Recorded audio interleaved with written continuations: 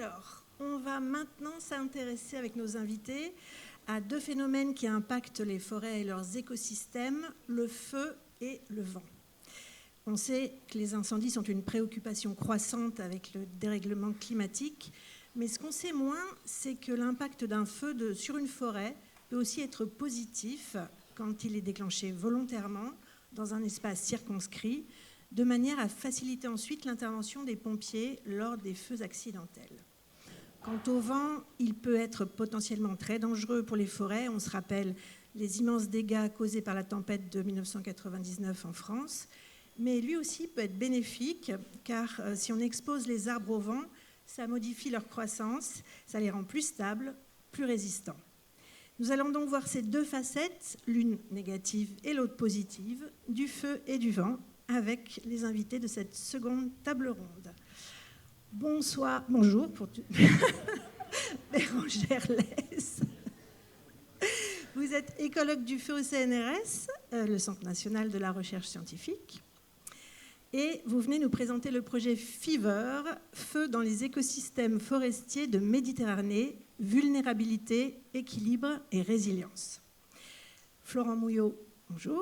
Vous êtes écologue du feu à l'IRD, l'Institut de recherche pour le développement, et vous venez nous présenter le projet QWERTY, quantification de la vulnérabilité des valeurs écologiques forestières face aux incendies. Yana Doula, bonjour. Vous êtes biomécanicienne de l'arbre et du bois à l'INRAE, Institut national de recherche pour l'agriculture, l'alimentation et l'environnement. Et vous venez nous parler du projet WindSweep. La perception des déformations induites par le vent façonne les arbres et réduit les risques de casse. Vos invités parties prenantes aujourd'hui sont Sébastien Lahaye. Vous êtes dirigeant de Varoussen, qui est un bureau d'études en recherche et développement sur le risque incendie de forêt. Vous êtes également ingénieur et pompier de formation. Nous devions avoir Marine Lolon aujourd'hui, voilà, qui malheureusement n'est pas là, qui avait une association, Wani de Pou, peut-être que vous allez pouvoir nous en parler, parce qu'elle est intéressante, elle s'intéresse au comptage des animaux après un incendie. Nous avons Gabriel Deblic. Vous êtes sapeur-pompier au SDIS, on dit SDIS ou SDIS 77, le service départemental d'incendie et de secours de Seine-et-Marne, et vous faites par ailleurs une thèse de géographie sur les risques associés au feu. Et enfin, Christophe Orazio, vous êtes directeur de l'IUFC, l'Institut européen de la forêt cultivée, qui s'intéresse à tous les risques qui pèsent sur les forêts, dont le feu et le vent. Alors, je vous propose de commencer par les présentations. Donc, on y va avec le projet FEVER.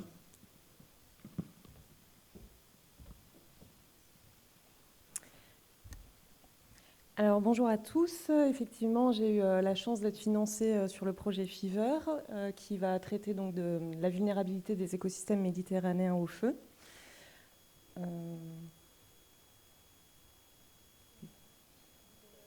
Ouais, j'appuie dessus. Voilà, merci à tous.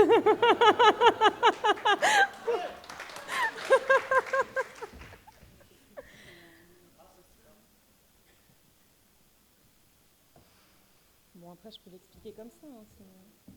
Bon, je vais commencer comme ça, du coup. Alors, donc, c'est un projet qui va s'intéresser aux 4 types forestiers méditerranéens. Ah, voilà, ça y est. Superbe. Merci, ok. Donc, à 4 types forestiers méditerranéens, que sont la chênaie blanche, la chênaie verte, la pinette de pin d'Alep et la pinette de pin noir l'Aricio, donc en Corse. L'idée est donc de déjà mieux comprendre ces forêts, donc quelle est leur structure, quel est leur type, donc comment elles sont définies, depuis combien de temps elles sont là, à quel point elles sont en équilibre et en santé au sein de la région méditerranéenne. Ensuite, on aura donc un deuxième Work Package qui va vraiment traiter du régime de feu et de l'inflammabilité de ces forêts-là. Donc, quels sont les régimes qui sont connus dans ces forêts-là? et comment est-ce qu'elles réagissent à ces différents feux. Donc à savoir quelles sont les caractéristiques du feu qui vont impacter de manière différentielle ces forêts-là.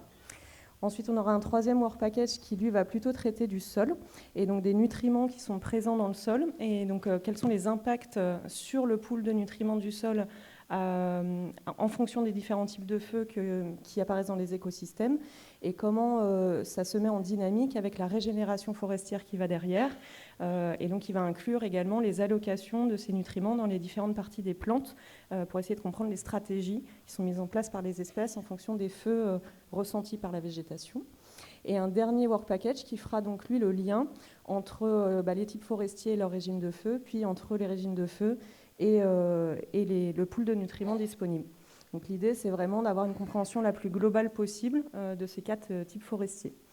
Donc pour faire ça, il y a un certain nombre d'acteurs, donc je ne vais pas vous les détailler évidemment, mais donc voilà, où on a réussi à avoir un consortium de gens qui sont donc tous spécialisés en expertise sur les différentes parties du projet. Et on a un certain nombre de parties prenantes aussi, dont on est très content qu'ils aient embarqué avec nous, donc le SDIS, donc les sapeurs-pompiers donc des Bouches-du-Rhône particulièrement, mais également donc Varussen, donc représenté aujourd'hui par Sébastien, qui va nous aider à avoir aussi de la coordination avec tous les autres SDIS du sud de la France.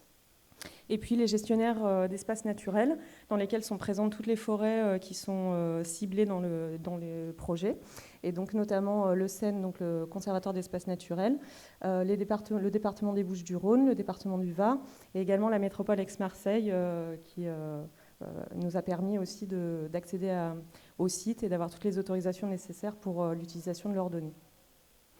Donc l'idée principale du projet, c'est vraiment de faire le lien entre ce qui se passe aujourd'hui et donc ce qui se passe également dans la prévention de l'incendie, donc par les feux prescrits, et les feux ressentis par la végétation, donc qu'ils soient aussi accidentels ou volontaires malheureusement, et donc de mettre ça en lien avec l'histoire de ces végétations, et donc par de la donnée satellitaire, avoir une histoire décennale, et par de la donnée sédimentaire, d'avoir une histoire plurimillénaire. Et donc l'intérêt d'avoir ces approches à différentes échelles spatiales et temporelles, ça va nous permettre de vraiment comprendre le contexte complet de ces différentes forêts et donc les régimes de feu associés et leurs différents impacts depuis leur établissement. Donc ça, c'est le Work Package 1 pour vous donner une idée de ce qu'on dit quand on dit qu'on a du long terme, c'est qu'on peut avoir différents habitats qui peuvent cohabiter, qui peuvent shifter de l'un à l'autre, et donc mettre ça en regard du régime de feu qui est associé nous permet de comprendre mieux les richesses fonctionnelles, les types forestiers, leur déclin, depuis combien de temps ils sont en place, est-ce que c'est un écosystème récent ou pas, est-ce qu'il s'est maintenu dans le temps, etc. Le Work Package 2 va, lui, du coup, traiter différentes échelles de feu, donc, comme je vous ai expliqué. Et là, le principe, c'est d'aller chercher vraiment tous les paramètres de feu disponibles, donc à savoir le comportement, donc comment est la flamme, en combien de temps elle brûle, à quelle vitesse elle se déplace, comment, quelle est sa hauteur, sa chaleur, etc. Mais aussi combien de fois le feu est revenu dans l'écosystème, quelle a été son intensité. Et puis sur les feux prescrits, du coup, de regarder les différences qu'on peut avoir entre des régimes de feu prescrits et des régimes de feu non prescrits, donc voilà, accidentels ou criminels, et quels sont les impacts différenciés sur la végétation. Et enfin, le dernier aspect sur les nutriments, donc l'idée c'est que quand une flamme arrive sur le système, on peut avoir différentes déplétions qui se mettent en place et qui peuvent être plus ou moins compensées. Et donc l'idée, c'est vraiment de comprendre ce qui se passe entre ce qu'il y a dans le sol, ce qui se remobilise dans la végétation. Et à plus long terme, est-ce qu'on a une altération de la roche-mère qui permet le réenrichissement en nutriments dans les sols, qui va compenser les pertes successives dues à, par exemple, une accélération de la fréquence des feux. Voilà, donc bon, je vous ai à peu près expliqué ça. Et donc notre intérêt sur ce projet, c'est vraiment d'être en lien avec les gestionnaires, donc ils sont impliqués depuis un ancien projet ANR qui est donc toujours en cours, que je coordonne également, où on a fait un certain nombre de relevés de terrain, où donc les gestionnaires ont été à chaque fois impliqués manuellement pour nous aider, et donc où ils ont suivi toute la démarche qui avait été faite déjà sur les questions scientifiques, et donc ont été vraiment complètement inclus dans la construction du projet Fever pour adresser en particulier leurs questions sur la gestion des sites. Et à cela, c'est ajouté donc aussi des questions, donc particulièrement des pompiers, qui eux ont vraiment de grandes interrogations sur les feux prescrits et leur impact, et puis à quel point ça peut être donc un mode de gestion qui va être une bonne prescription pour limiter les feux et être plus efficace sur la lutte quand le feu arrive dans les massifs qui ont eu ce mode de gestion et de traitement de prévention. Voilà, je vous remercie.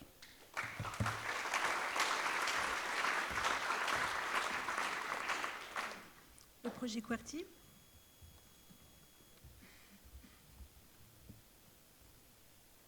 C'est mal appuyé.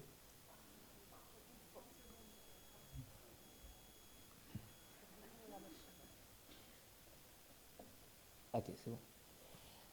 Donc moi je vais vous présenter le projet QWERTY qui a été financé sur la quantification de la vulnérabilité des valeurs écologiques forestières face aux incendies, donc qui implique donc moi-même et 5 partenaires de différentes provenances, de l'intelligence artificielle, traitement des données et sciences de l'atmosphère et de l'écologie bien sûr. Donc du coup je vais partir mon exposé sur ces 2 photos, une photo avant feu et après feu. Et on se pose toujours la question de savoir quel est le bilan écologique de l'incendie quand on regarde ces 2 photos.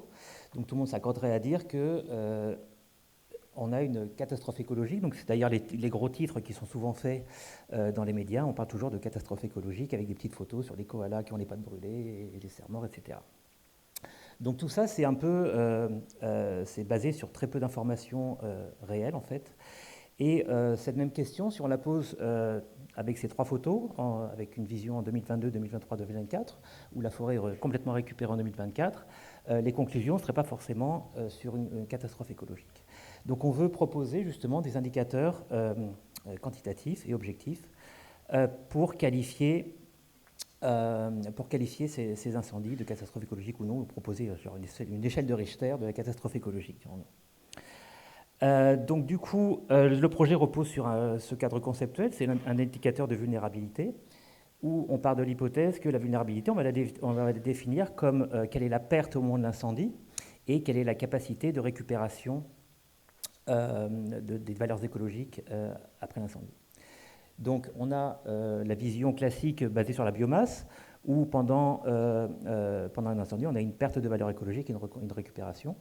Et là, j'ai présenté deux cas conceptuels où on aurait une petite forêt dans un espace agricole en haut et dans la forêt, une forêt homogène en bas. Si on détruit complètement la petite tache de forêt dans le système agricole, on aura effectivement cette perte de valeur écologique et une récupération. Mais par contre, un petit incendie dans un espace forestier homogène pourrait provoquer au contraire une augmentation de la valeur écologique basée sur la biodiversité et avec un retour à l'équilibre potentiel avec le temps. Deuxième chose qui est importante dans le projet, c'est quelle est la notion de valeur écologique. Donc il y a un papier d'Amador Cruz en 2021 qui a essayé de synthétiser tout ça dans la bibliographie. Donc c'est un niveau de bénéfice biotique et abiotique qui permettent la maintenance des organismes, de tous les organismes. Alors c'est un peu différent des services écosystémiques qui focalisent principalement sur le bien-être humain.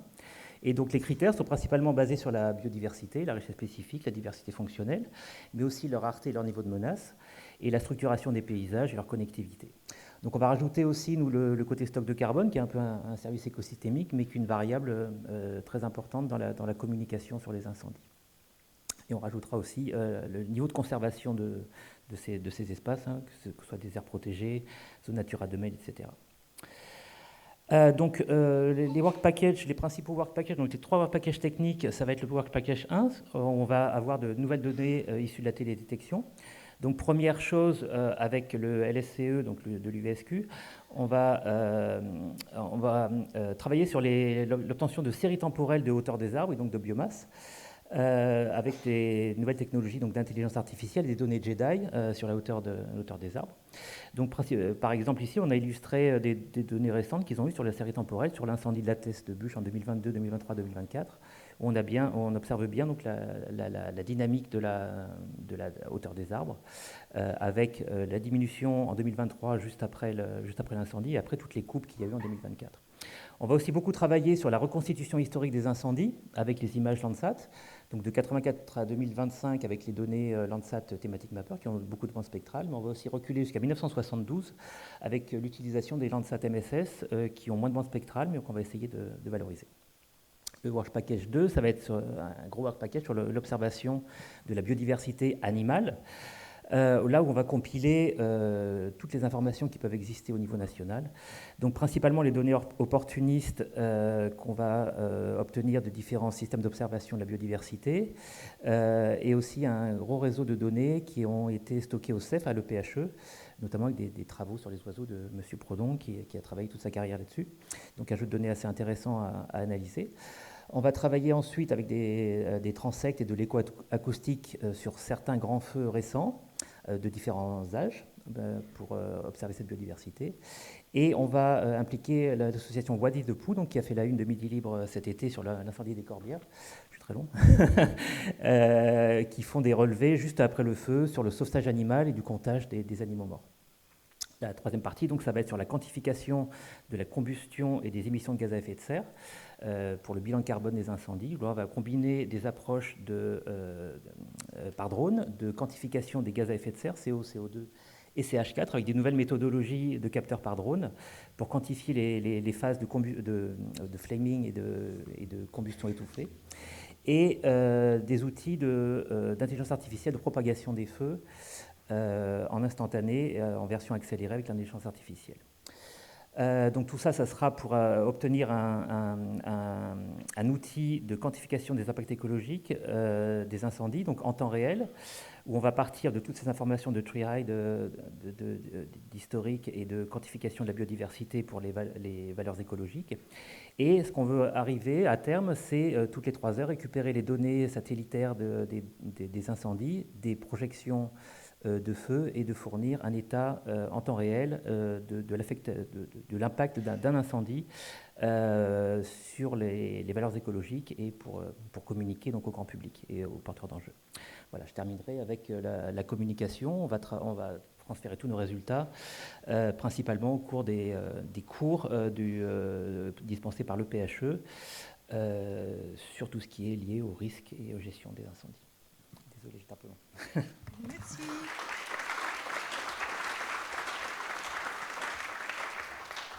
Et enfin, Yana, pour le projet Windsweep.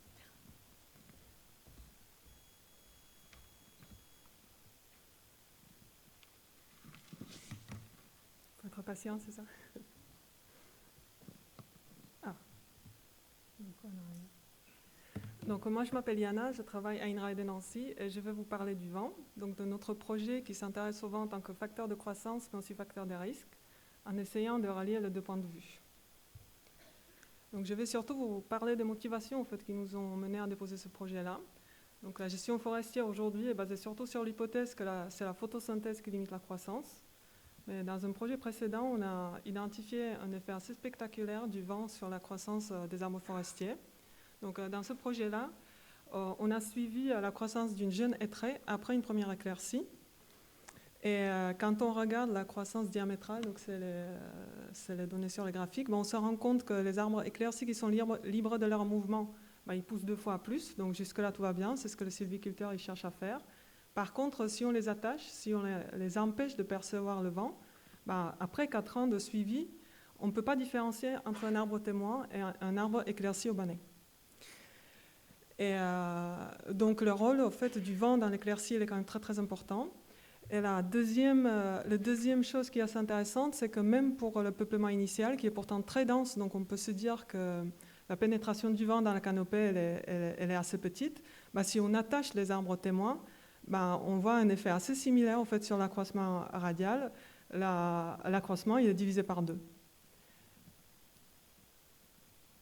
Donc c'est un effet quand même qui est super important et on se rend compte que la référence un peu fétiche de sylviculteurs d'un côté mais aussi de tout modélisateur forestier est sous fort contrôle mécanosensitif et que ce contrôle il n'est pas du tout pris en compte dans les modèles de croissance.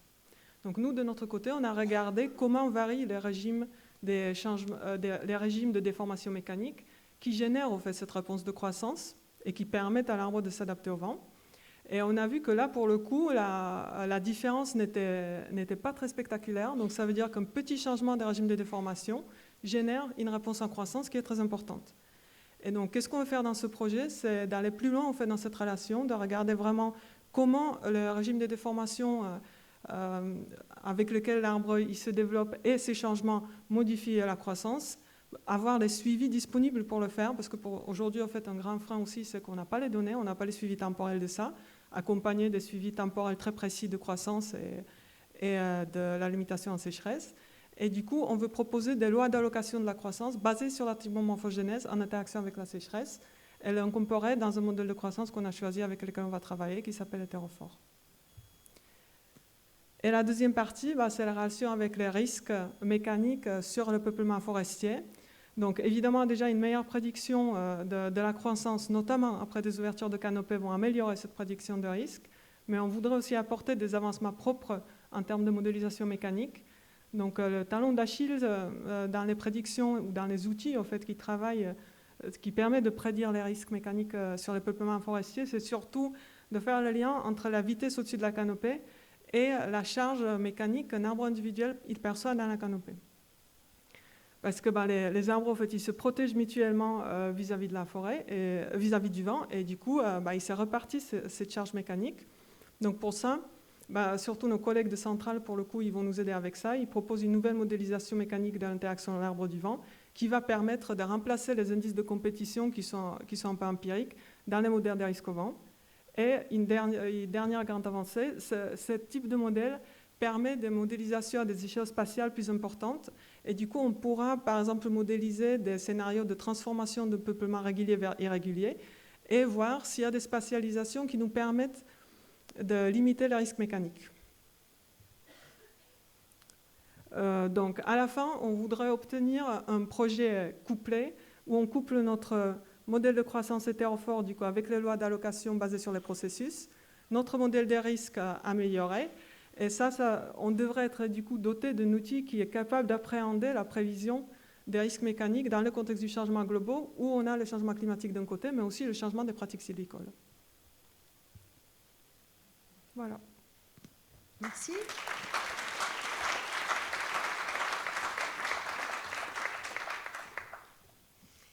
Alors, ma première question, c'est pour Florent. Vous avez un micro? Il marche?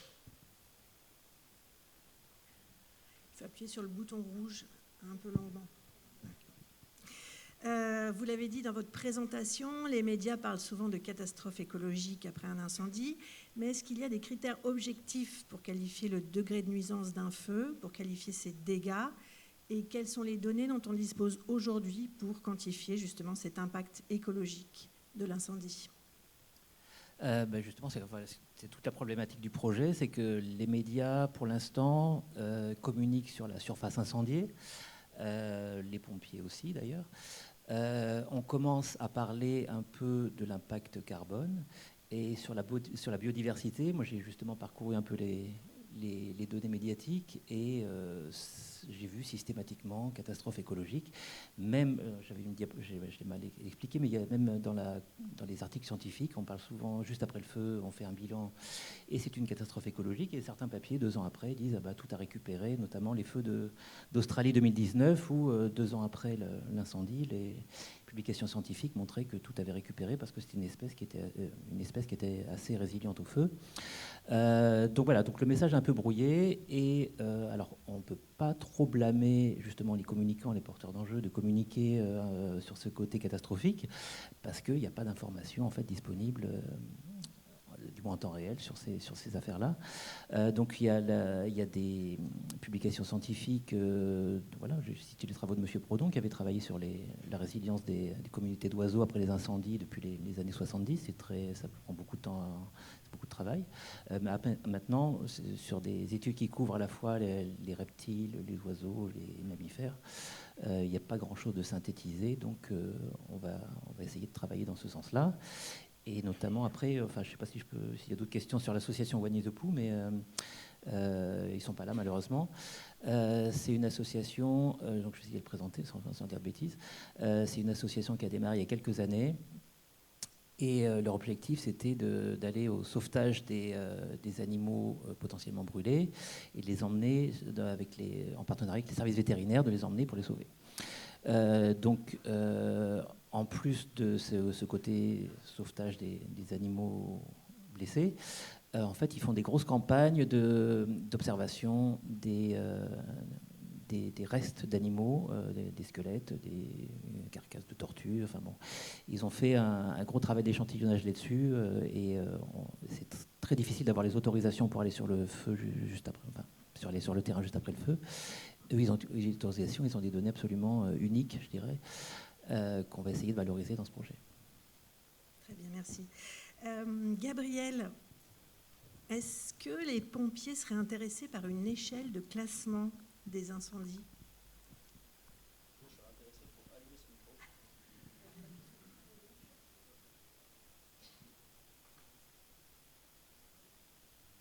1, 2, ok. Du coup, oui, clairement, c'est quelque chose qui est très intéressant. En fait, il faut savoir que dans l'ordre de priorité de ce qui est à sauver dans une action de secours, il y a les personnes, les animaux, les biens et en dernier l'environnement. Donc en fait, très souvent, c'est une variable d'ajustement. Un petit peu la progression du feu, on va privilégier la protection des habitations, la protection des espaces urbains et la forêt, c'est là où le feu, on peut le laisser un petit peu se développer. Du coup, il y a un véritable intérêt à pouvoir vraiment quantifier ce qui a brûlé et donner une valeur qui soit plus précise que simplement une superficie, puisqu'en fait, une superficie, c'est quelque chose d'assez abstrait. On n'a pas encore énormément d'indicateurs d'intensité du feu, ce qui a un impact sur à la fois la capacité de résistance et puis de régénération des écosystèmes, également un effet sur les sols. Et donc ça, ce serait vraiment intéressant de pouvoir le chiffrer. Également, là, ce qui est dans le projet ce qui est super intéressant, c'est l'aspect accès en direct à ces données. À la fois, alors je pense que ce serait principalement intéressant pour des raisons de communication. Voilà, pouvoir dire, pour exactement chiffrer les quantités de carbone, par exemple, qui ont été émises, qui sont très différentes en fonction de voilà, si ce qui brûle, c'est plutôt des espaces ouverts, ou alors si on est sur des espaces forestiers, voire des tourbières, ce type de milieu. Donc ça, couplé à des modèles de propagation du feu, ça permettrait vraiment de pouvoir voilà, estimer ce qui a déjà été brûlé, ce qui sera brûlé. Et je pense que ça permettrait même de faire des choix. En fait, aujourd'hui, parfois, on a de la chance sur une intervention pour feu de forêt. Il y a, alors, je parle dans le cas de la Seine-et-Marne, dans le nord de la France. Je sais que ça fonctionne différemment dans le sud. On a la chance d'avoir des agents de l'ONF qui vont nous dire attention, là, c'est un espace particulièrement sensible. Attention, là, on est sur des arbres protégés. L'intérêt de pouvoir visualiser tout ça directement dans nos logiciels qui permettent la gestion de ces opérations serait vraiment quelque chose de très bénéfique. Merci. Bérangère, donc vous travaillez sur les forêts méditerranéennes et vous essayez de voir leur état de santé et leur évolution. Et je crois qu'il y a quelque chose qu'on ne comprend encore pas bien, c'est comment les nutriments du sol, qui sont très importants pour la repousse des forêts, sont impactés justement par le feu et le vent. Et c'est ce que vous essayez de chercher à savoir. Alors oui, alors bon, du coup moi je ne vais pas traiter le vent, mais oui, tout à fait. Il y a peu de littérature qui existe. La littérature qui existe, elle est souvent en post-feu, mais un peu en fait la même problématique que Florent, hein, c'est-à-dire qu'on trouve beaucoup d'états tout de suite après feu, mais en fait on n'a pas une idée réelle de comment le système va compenser, donc par voilà, la pédogénèse, par la décomposition du bois mort et donc par ce réenrichissement dans le sol de nutriments ou alors, à contrario, par l'érosion qui peut arriver suite aux grosses pluies qui peuvent arriver dans les mois qui suivent et qui vont cette fois-ci arracher le sol et donc avec les nutriments qui sont compris dedans.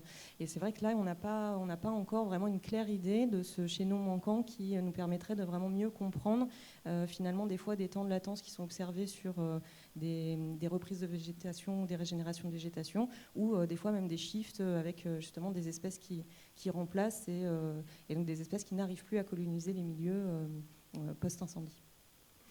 Alors, une question pour Bérangère encore, ou peut-être Gabriel. Les feux déclenchés ou prescrits, ce n'est pas encore vraiment une pratique très répandue ni promue par les collectivités locales, car ça peut paraître un petit peu bizarre d'utiliser le feu pour se protéger du feu. Et pourtant, ils peuvent avoir un impact positif en termes de dynamique, de diversité et de couvert. Un impact qu'il est encore difficile à quantifier, c'est ça, hein? Oui, alors là, pour le coup, je vais peut-être laisser la parole à Sébastien qui sera bien plus... Voilà, je te laisse la parole. Oui, merci. Alors, ce n'est pas une pratique si marginale que ça. Ça l'était il y a encore 20 ans. Aujourd'hui, il y a une réappropriation de l'outil brûlage dirigé, par le feu prescrit, c'est de ça dont on parle, et qui s'étend. Il y a plus de 40 cellules en France, ça veut dire en gros une quarantaine de départements qui pratiquent cette activité. Par contre, ce qu'il faut comprendre, c'est que c'est une pratique ancienne. Il faut bien comprendre que c'était une pratique rurale. C'est les agriculteurs, notamment les éleveurs, qui de tout temps ont pratiqué ça. On sait que la disparition de cette pratique, elle est quelque part fortement liée à l'apparition des grands feux. Pas qu'en France, pas qu'en Europe, mais aussi en Australie, aussi aux États-Unis. Donc, on suspecte qu'il est important de se réapproprier la technique, et c'est ce qu'on fait depuis 20 ans. Les gens qui pratiquent l'emploi du feu, le brûlage dirigé notamment, sont des pompiers, sont des forestiers, ce sont des gens de chambre d'agriculture. C'est des gens qui sont plutôt ruraux, qui sont des opérationnels, qui connaissent le comportement du feu, mais qui ne sont pas des scientifiques. On pressent des choses. Quand on est de ce milieu-là, on sait qu'il y a certains moments où ça ne brûle pas déjà, on n'y arrive pas. Et puis on sait qu'il y a des moments où c'est moins... ça peut avoir des impacts négatifs de brûler. On sait par exemple qu'à partir de mars, on ne brûle plus parce qu'il y a la nidification, il y a des enjeux écologiques. Mais je dirais que la connaissance, elle s'arrête un peu là. Et il est aujourd'hui nécessaire de reconnecter les travaux de recherche. Il y a eu des travaux, hein, ça fait pas, c'est pas, on ne découvre pas aujourd'hui qu'il faut étudier ce sujet-là. L'INRAE notamment a fait un certain nombre de travaux sur le sujet, mais ça reste difficile de connecter les deux milieux. Et c'est un des objectifs dans Fever, c'est vraiment d'alimenter en connaissance les opérationnels qui, au quotidien, brûlent tous les jours. Vous auriez besoin de critères qui vous aident à dire, voilà, telle forêt, ce serait intéressant de faire cet incendie prescrit à ce moment-là, feu prescrit, pardon, pour telle et telle raison, et de pouvoir mieux répondre aux besoins des collectivités locales. C'est qui finalement le public que vous conseillez ? Oui, alors c'est les collectivités locales, c'est tous les gens qui ont un intérêt à faire de la prévention du risque feu de forêt. Et dans la boîte à outils des techniques de prévention, alors on peut faire du débroussaillement mécanique, on peut mettre le brûlage dirigé est un des outils qui permet de limiter l'embroussaillement et donc de limiter le risque d'incendie de forêt l'été. Donc c'est les collectivités, c'est aussi le monde agricole qui a besoin du brûlage comme d'un outil de réouverture des milieux. Et puis, il y a un autre paramètre, c'est que le brûlage dirigé, il se fait aujourd'hui beaucoup dans des milieux ouverts. On parle du monde agricole, c'est des alpages, c'est des milieux qui sont assez ouverts, c'est plutôt des garrigues. Le brûlage dirigé en forêt, il est pratiqué par endroits en France, mais c'est plus marginal. Et donc, on a besoin là, de recherche scientifique, on a besoin d'études, on a besoin d'expérimentation sur le terrain, dans ces milieux forestiers, pour mieux comprendre l'interaction entre le feu prescrit, le petit feu, le feu d'hiver et le fonctionnement de la forêt. Merci. Yana, alors pour le vent, il y a aussi cette idée qu'en exposant les arbres au vent, par exemple en faisant une éclaircie, ils vont devenir plus résistants. Mais pour ça, il faut d'abord comprendre comment les arbres se comportent justement face au vent, comment ils s'y acclimatent. C'est ça votre objectif ? Oui, alors tout à fait. On a quelques observations empiriques qui nous disent que l'acclimatation est favorable pour une résistance plus importante de peuplement forestier en cas de tempête. Donc, par exemple, les arbres plus éclaircis, donc moins denses, ils résistent mieux. Les arbres de lisière, ils ont aussi une résistance mécanique plus importante. Ou par exemple, des forêts tropicales sur des sites qui sont abrités du vent, en fait, ils subissent beaucoup plus de dégâts en cas de tempête que des sites qui sont exposés au vent. Donc on voit bien cette relation-là entre une dose de signal mécanique que l'arbre y perçoit un peu au quotidien, parce que cette relation-là, en fait, elle se bâtit au quotidien, et dans un cas un peu extrême où on se prend un coup de vent un peu fort. Mais au-delà de ces indications, je dirais, empiriques, on n'a pas de moyens très précis de modéliser cette réponse et du coup de l'utiliser dans la gestion. Donc c'est ce qu'on cherche à faire en fait, dans ce projet-là, de mieux comprendre ces processus et de voir comment on peut tirer profit de ce processus dans la gestion. Et la relation à la gestion, elle est assez immédiate parce que, au fait, dans un peuplement, l'exposition d'un arbre individuel au vent, il dépend de ses voisins parce que, comme j'ai dit tout à l'heure, il se protège au fait vis-à-vis du vent. Et du coup, si on enlève un arbre dans la forêt, les autres ils sont plus exposés. Donc on peut le gérer comme ça. Et ça se joue, par rapport au vent, ça se joue toujours dans 2 temps. Donc au début, quand on ouvre évidemment la canopée, c'est une période de vulnérabilité, une période de vulnérabilité assez forte. Donc ça, évidemment, c'est une première question qui va être traitée dans notre sujet. Et à long terme, au contraire, on gagne en résistance.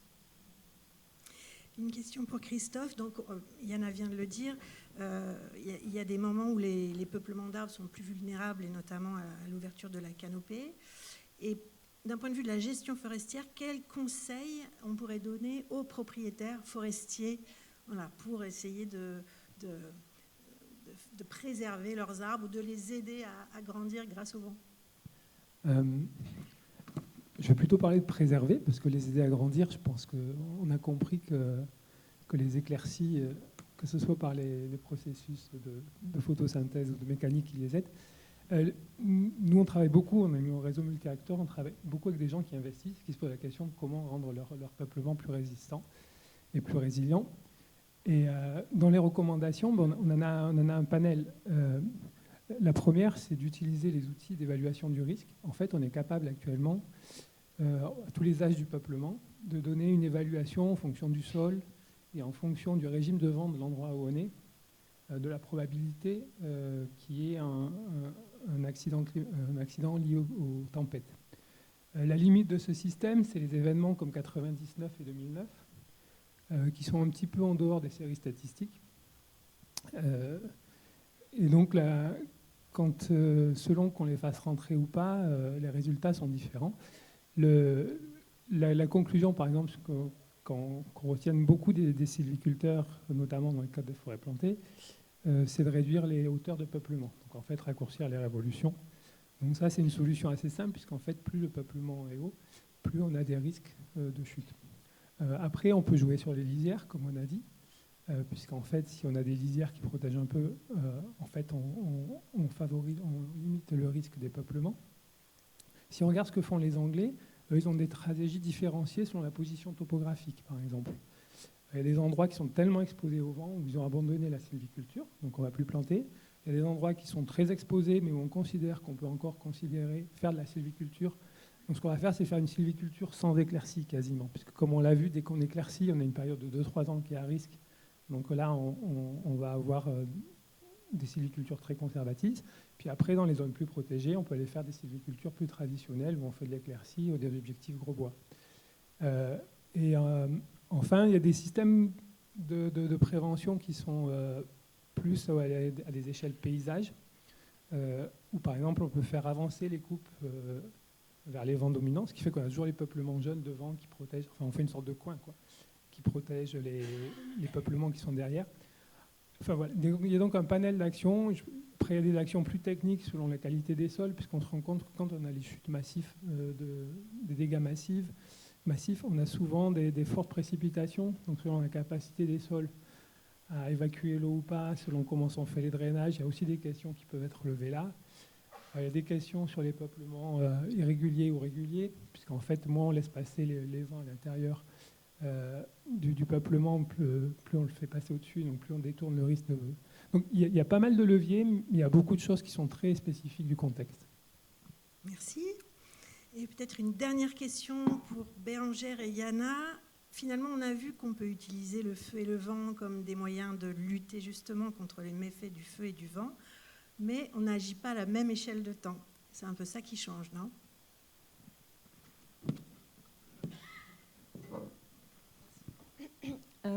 Alors, on ne peut pas tellement éviter les méfaits du feu en appliquant du feu sur une végétation, mais en fait, c'est plutôt effectivement que les processus évolutifs d'adaptation des espèces sont sur du très très très long terme. Et donc, effectivement, l'adaptation au feu s'est faite sur plusieurs millions d'années et donc se fait pas effectivement en appliquant du feu pour changer une caractéristique de végétation génétique ou intrinsèque à l'espèce.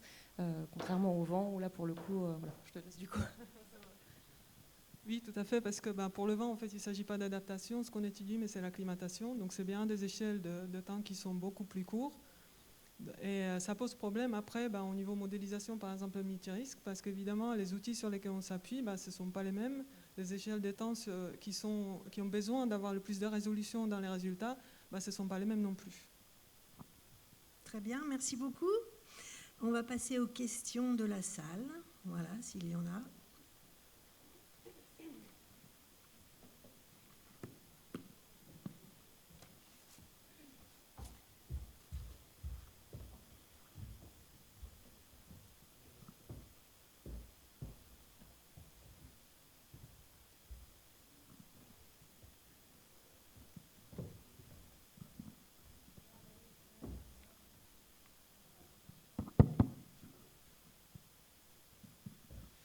Oui, bonjour, Pliniosis du CIRAD. Merci pour ces interventions très intéressantes. Moi, j'ai un petit commentaire qui va générer une question. Pour revenir à ta présentation, Sébastien, et aussi Bérangère, vous avez parlé du passé, des feux, qu'effectivement la végétation se régénère assez rapidement après les feux, mais aucun de vous n'avait parlé de la fréquence des feux. Et on voit que les effets du changement climatique font que les feux sont plus intenses, couvrent des surfaces beaucoup plus importantes et sont de plus en plus fréquents. Et cette fréquence qui augmente va forcément réduire la résilience et la capacité des forêts à se régénérer. On imagine bien qu'une forêt qui brûle régulièrement tous les 2-3 ans au lieu de brûler dans le passé tous les 10-15 ans va mettre beaucoup plus de temps à se régénérer, voire va s'orienter vers un équilibre qui est très différent de l'équilibre original. Et donc ma question, c'est de savoir, et on peut dire la même chose des vents, je crois que les tempêtes sont aussi plus fréquentes. Et donc la question, c'est est-ce que vos projets envisagent de modéliser l'effet d'une fréquence de feu plus élevée sur la régénération forestière et sa résilience? Je me permets de répondre, Sébastien. Merci pour la question. Alors pour le coup, je pensais avoir fait passer cette information dans les diapositives. La fréquence du feu est quasiment centrale sur le projet Fever, parce que le fait d'avoir justement des milliers d'années d'enregistrement permet d'avoir ces fréquences de feu. Donc toutes les fréquences de feu qui ont été expérimentées par les systèmes et leurs intensités, et qui soient justement comparées à ce qu'on connaît depuis plusieurs décennies, notamment via l'imagerie satellitaire. Et donc, de coupler ces deux approches pour avoir une idée de ce qui se passe actuellement en fréquence-intensité avec ce qui s'est passé dans le passé, qu'à de dire, et effectivement d'avoir une idée de à partir de quand on observe un shift et pourquoi. Est-ce que c'est parce qu'une intensité a changé? Est-ce que c'est parce qu'une fréquence a changé? On a des systèmes qu'on a enregistrés sur 6000, 8000 ans, où on voit que finalement l'augmentation des fréquences n'est pas gênante pour un système qui va rester complètement en place et à l'équilibre, pour autant que les feux ne soient pas trop sévères. Par contre, des fois, un feu très sévère va pouvoir faire complètement shifter le système, et quand en plus c'est couplé à derrière un épisode de sécheresse, par exemple, ou une mise en place d'herbivorie, là, clairement, on va complètement changer les trajectoires. Donc, effectivement, c'est vraiment central et au cœur du projet Fever. Par contre, il n'y aura pas de modélisation, mais c'est des enregistrements des régimes de feu expérimentés par les systèmes directement. Un petit commentaire sur les fréquences des tempêtes. On essaye de tenir à jour un registre des tempêtes avec les dégâts qu'elles génèrent. En fait, on voit la tendance, quand on regarde les projections climatiques, ce que nous disent les climatologues, c'est une tendance à avoir des tempêtes normales, un peu plus fréquentes et un peu plus intenses, et qui se décalent vers le nord, en fait. Donc, en gros, ça toucherait le touche de la Suède, ça y arrive à la Tchéquie, le nord de l'Allemagne, enfin, ça rentrerait beaucoup par là. Et ce qui protégerait un peu les zones sud, finalement. Mais par contre, en dehors de... C'est sur des fréquences, c'est des statistiques qui sont faites sur des tempêtes qui ont une récurrence suffisamment forte, genre les 30 ou 40 tempêtes qu'on a l'hiver. Mais par contre, pour les événements extrêmes, 2009, 1999, Météo France nous dit toujours qu'on est un petit peu en dehors des séries statistiques et qu'on n'a pas de tendance nette à afficher, quoi. Après, par rapport au vent, en fait, il y a beaucoup d'effets indirects. Donc, ce n'est pas seulement le changement climatique proprement du vent, mais vous avez déjà, par exemple, l'hiver, les sols sont moins gelés, les tempêtes se déplacent plutôt vers l'automne. Et aussi, au fait, tout simplement, on a beaucoup plus d'ouverture dans les canopées. Ça a augmenté de 24 à 30% dans les 20 dernières années. Et du coup, ça, c'est un premier facteur de vulnérabilité. Donc, nous, avec notre projet, en fait, on s'attache surtout à ça. Moi, j'aimerais revenir sur un autre élément, une autre information qui fait partie des gros titres des médias avec catastrophe écologique, c'est les incendies augmentent et c'est le plus gros feu jamais vu dans l'histoire de la France, etc. C'est pas si vrai que ça. Alors, souvent, c'est basé sur des données européennes qui démarrent en 2006. Donc effectivement, sous un contexte de processus de lutte, on a une augmentation des incendies avec les moyens actuels. Mais quand on regarde le passé, c'est pas du tout le cas en fait. Il y a eu des grands incendies dans les années 80, beaucoup plus que maintenant. Et quand on remonte encore plus dans le passé, les années 40-50, il y avait des surfaces brûlées qui étaient 4-5 fois plus importantes que maintenant. Donc voilà, cette histoire d'augmentation des incendies, attention, dans le passé, il y en avait encore plus. C'est récent. Bérangère nous dira s'il y en avait plus sur des milliers d'années, mais voilà. Juste, Florent, oui, effectivement, c'est Virginie, ici. Juste, je voulais compléter, effectivement, il y a eu des gros incendies, et il ne faut pas l'oublier, mais par contre, c'est la prévention qui s'est améliorée et la lutte contre l'incendie.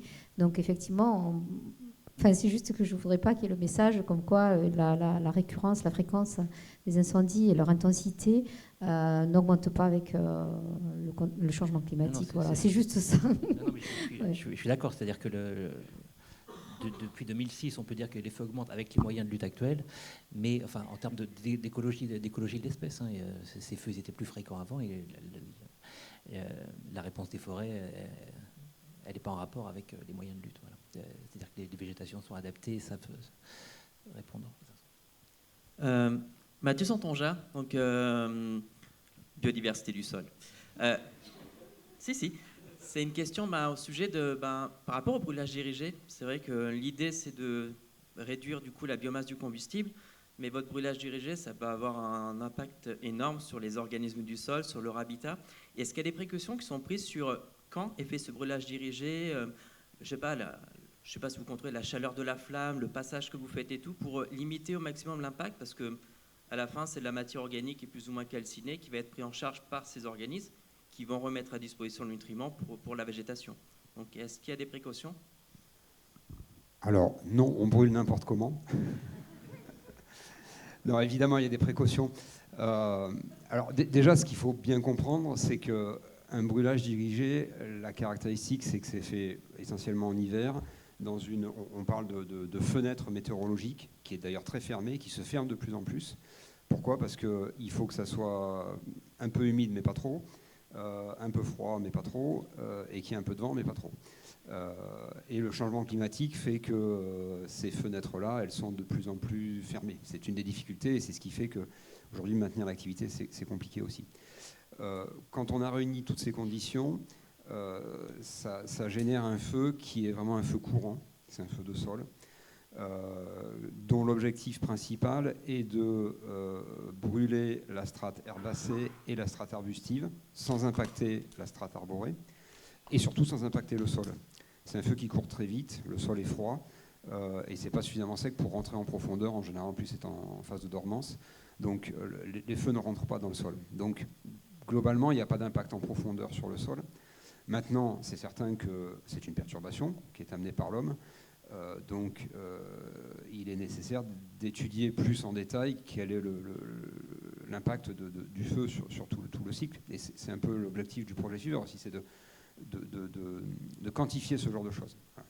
Par contre, on peut quand même répondre que le brûlage dirigé, encore une fois, c'est une réminiscence de ce qui s'est fait dans toutes les civilisations à travers le monde et qui a plutôt été un moyen de gérer les sols et de maintenir une biodiversité riche, notamment par l'ouverture de milieux.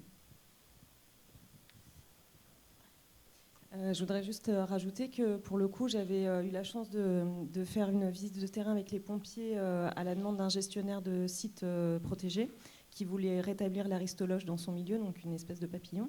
Et pour le coup, les feux qui étaient prescrits étaient extrêmement mis en lien avec le milieu pour faire des petits patchs, pour préserver des îlots d'arbustes, pour ne pas brûler tout de la même manière. Et donc il y avait vraiment une compréhension totale de l'écologie et de l'écosystème du milieu par le gestionnaire qui était complètement intégré dans la gestion du feu, du brûlage dirigé qui allait être appliqué sur la zone.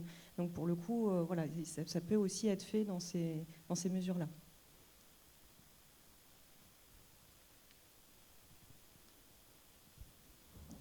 C'est bon. Donc Franck Taillandier, INRAE, Aix-en-Provence. J'avais une question aussi à un point qui est apparu, je crois, dans l'une des présentations sur l'aspect plus social, notamment, alors, je ne sais pas si c'est bon en termes d'acceptabilité, mais en tous les cas, le regard des personnes, puisque un feu, c'est aussi un changement dans le paysager, mais aussi dans la pratique de la forêt et la perception qu'on a de la forêt.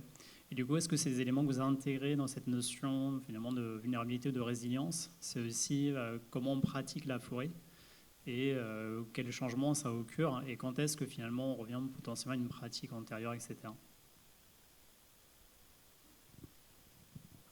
Alors justement, dans cette même visite, c'était intéressant de voir que justement les pompiers expliquaient qu'ils préféraient agir sur...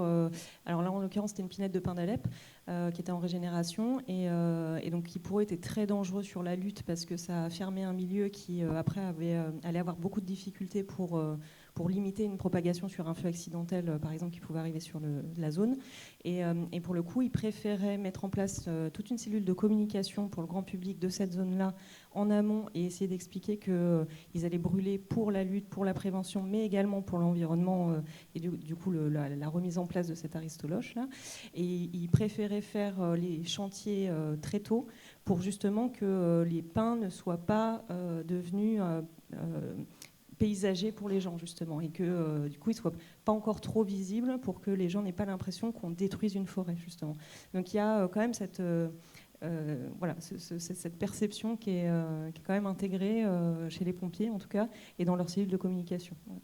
Du seul exemple que j'ai en tout cas que j'ai en tête à ce moment-là. Ophélie Ronce, biologiste de l'évolution. Du coup, moi j'avais une question sur l'acclimatation. Donc effectivement, ça paraît naturel que les arbres se soient adaptés à différents stress et qu'ils aient développé des stratégies de croissance différentes quand ils sont exposés à ces stress. Mais en fait, je me posais une question de manière un peu générale.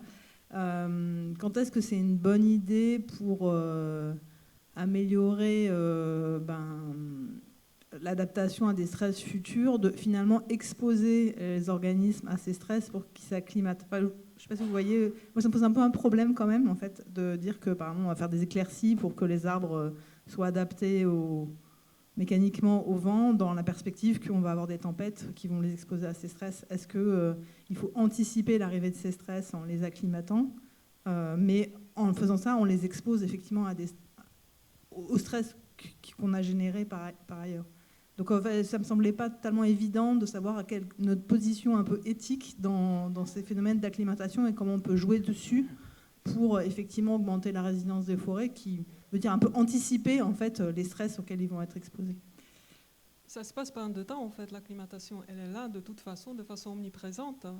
C'est pas qu'on la stimule en faisant une éclaircie, mais l'acclimatation elle est de toute façon là, sinon en fait les arbres ne tiendraient pas debout. On trouve que c'est naturel, mais ça n'a rien de naturel. Oui. Non, mais ce que je veux dire, c'est que par exemple, si on fait une éclaircie... C'est pas un stress, à partir de quand vous considérez que c'est un stress?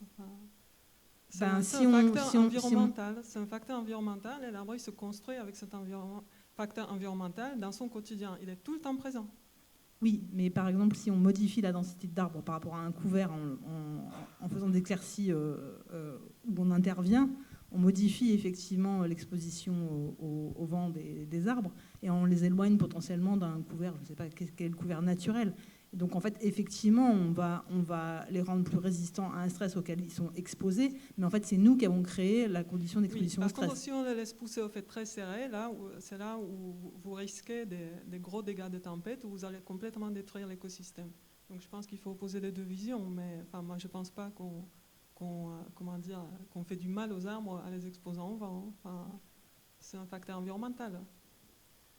Il faut rappeler la finalité de l'éclaircie, c'est d'avoir des arbres de grande taille qui permettent de faire des usages comme le sillage, comme tous les meubles dont on a besoin. Je pense que à chaque fois, il s'agit de faire des compromis, c'est-à-dire, quelle que soit l'action, ne rien faire, c'est prendre un risque.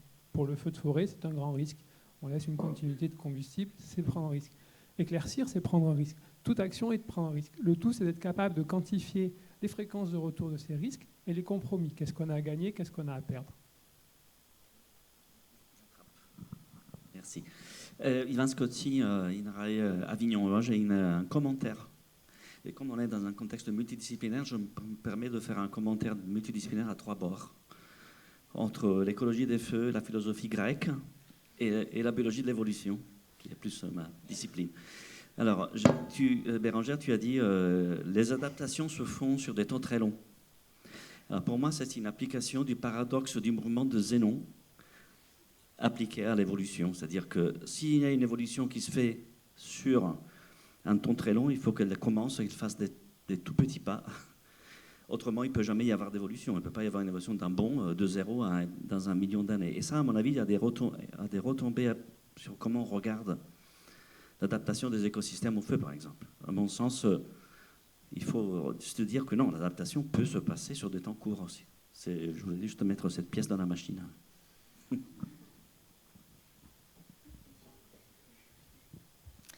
Oui, merci. Effectivement, c'est bien pour ça d'ailleurs qu'on va regarder les allocations ressources des espèces et que justement on va essayer de regarder quelles stratégies sont mises en place par les plantes pour répondre à ces différents systèmes de feu. Mais pour autant, l'allocation des nutriments dans les feuilles existe déjà. Donc après, effectivement, c'est, comme tu l'as souligné, des petites adaptations à la marge qui peut-être à la fin arriveront à un trait plus différencié. Mais effectivement, l'idée, c'est quand même d'essayer de regarder comment ces espèces répondent, en tout cas dans le projet, sur l'allocation de nutriments et comment elles peuvent justement adapter à ce qui se passe et donc à allouer peut-être de manière différenciée les ressources, quitte à ce que, effectivement, peut-être dans un temps plus long, ça devienne un trade-off. Mais là, pour le coup, voilà, je n'aurais pas une vie assez longue pour le voir.